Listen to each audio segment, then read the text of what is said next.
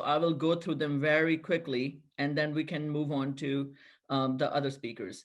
So again, New Jersey manufacturing and the global manufacturing and the supply chain sector is one of the biggest sector. And we are, I think, very well positioned in New Jersey because we have the right infrastructure as far as the transportation is concerned. So that's why, and especially along the I-95 chain, there are a lot of manufacturers and from north to south, and there are a lot of supply chain companies that are existing. So I think we're really well positioned when it comes to manufacturing and supply chain sector in the New Jersey. And one of the trend that in this sector is that this is the workforce is the workforce is changing for this sector specifically recently. So the next slide, Travis. So yeah, when we talk about manufacturing, it ranges from chemical manufacturing to almost medical devices, and you have food and beverage, and you have pharmaceuticals in here. Petroleum machinery is a big one in New Jersey, obviously, glass products, and so you name it. I mean, aerospace, industrial machinery. Next slide. Alrighty.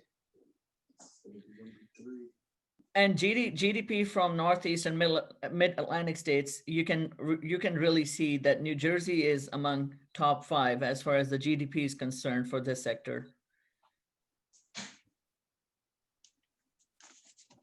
Employment obviously has declined in the last couple of years.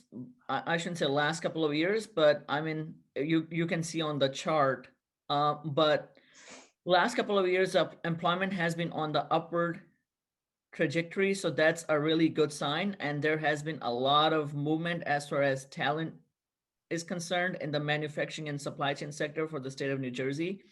And the results are promising even for upcoming years as well. As I said, New Jersey is really an optimal location for manufacturing and the supply chain sector. As you can see on the map, I think we're really well positioned as far as the infrastructure is concerned. So we're really blessed that this is one sector that has really thrived in New Jersey and is doing really well again after a couple of years that was on decline, but now we're doing really well in this sector. And the education in this sector is really diverse as well.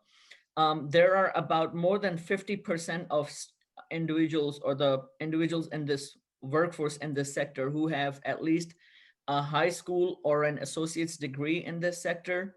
But there are certain occupations, obviously, that requires a special credential to work in this specific sector. Next slide.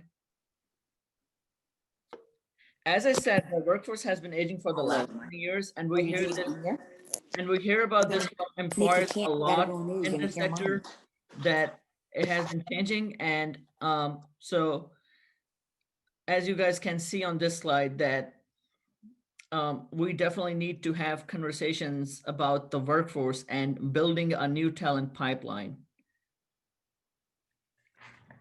So again, this is their website, the Department of Labor and Workforce Development Office of Research and Information, and we're working very closely with them for the labor market intelligence and the data in this industry. And now